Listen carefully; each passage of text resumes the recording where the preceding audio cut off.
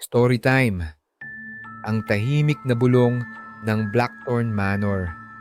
Sa gilid ng isang makapal na kagubatan, nakatayo ang Blackthorn Manor, isang lumang mansyon na unti-unting nilamon ng panahon. Ayon sa mga kwento, isinumpa ang pamilya na tumira rito mahigit isang siglo na ang nakalipas. Ang pinakamatandang anak na si Evelyn Blackthorn ay biglang nawala isang gabi bago ang kanyang kasal. Ang naiwan lamang ay isang belo na may bahid ng dugo. Sinasabing ang kanyang kaluluwa ay gumagala pa rin sa mansyon, naghihintay sa kanyang nawawalang kasintahan. Tad, ang tunog ng bumagsak na sanga mula sa labas ay nagpakabog sa dibdib ni na James at Sarah habang papalapit sila sa mansyon. Ang hangin ay tila bumubulong, nagpapalabas ng malamig na awit mula sa mga basag na bintana. "Handa ka na ba?" tanong ni James, nanginginig ang boses. Tumango si Sarah kahit halata ang kaba. Sa pagbukas nila ng pinto, kriyak, tumingaw ang alingasaw ng lumang kahoy at amag. Mabigat at makapal ang hangin sa loob ng mansyon. Ang bawat hakbang nila sa sahig ay naglalabas ng malalalim na creak na parang tumututol ang mansyon sa kanilang pagpasok. Sa dining hall, isang chandelier ang marahang umuuga kahit walang hangin. Nang ilagay ni Sarah ang spirit box sa mesa, nagkalat ang static na tunog hanggang sa may narinig silang boses. "Umalis, kayo!" Napalingon sila sa paligid, ngunit walang tao. Tumawa si James, pilit tinatago ang takot. "Classic na multo," sabi niya, pero halata ang lamig sa kanyang boses.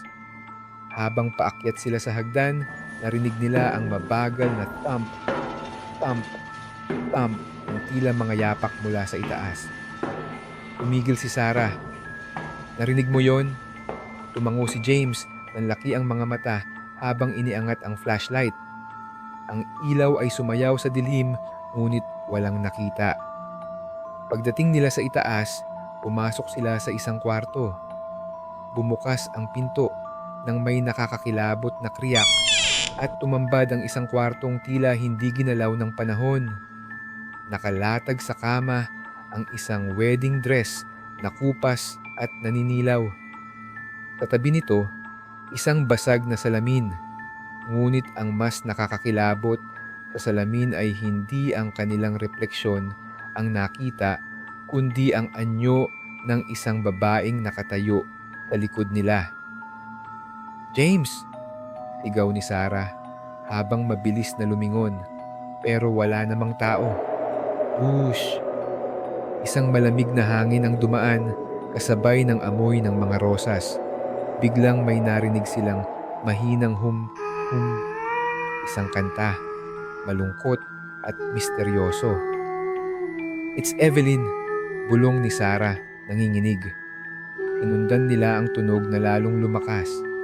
Humantong ito sa isang pinto. Hinawakan nila ang hawakan ng pinto. Klik.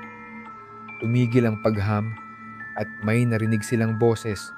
"Wag, buksan." Sa kabila ng babala, binuksan ni James ang pinto. Kriyak! Ang ingay ay parang sigaw ng lumang kahoy. Isang nursery ang tumambad sa kanila. Ang dingding ay puno ng sirang laruan at may lumang kabayong kahoy na marahang umuuga kahit walang gumagalaw. Sa gitna ng kwarto ay isang kuna. Ang puting kumot nito ay may bahid ng dugo. Biglang sumara ang pinto sa likuran nila. Bang! Lumamig ng husto ang hangin at ang chandelier ay nagsimulang umuga ng marahas, lumilikha ng nakakabinging clang, clang, clang. Nagmadali silang tumakbo, pababa ng hagdanan. Ngunit nang makarating sila sa pintuan, hindi ito mabuksan. Sa likuran nila, narinig nila ang drip, drip, drip ng tila dugo mula sa mga larawan sa dingding. Pag-angat ng kanilang mga ulo, unti-unting lumitaw si Evelyn, ang kaluluwa sa itaas ng hagdan. Ang kanyang malalalim na mata ay nakatingin sa kanila. "Dito na kayo," sabi nito. Malumanay, ngunit nakakakilabot.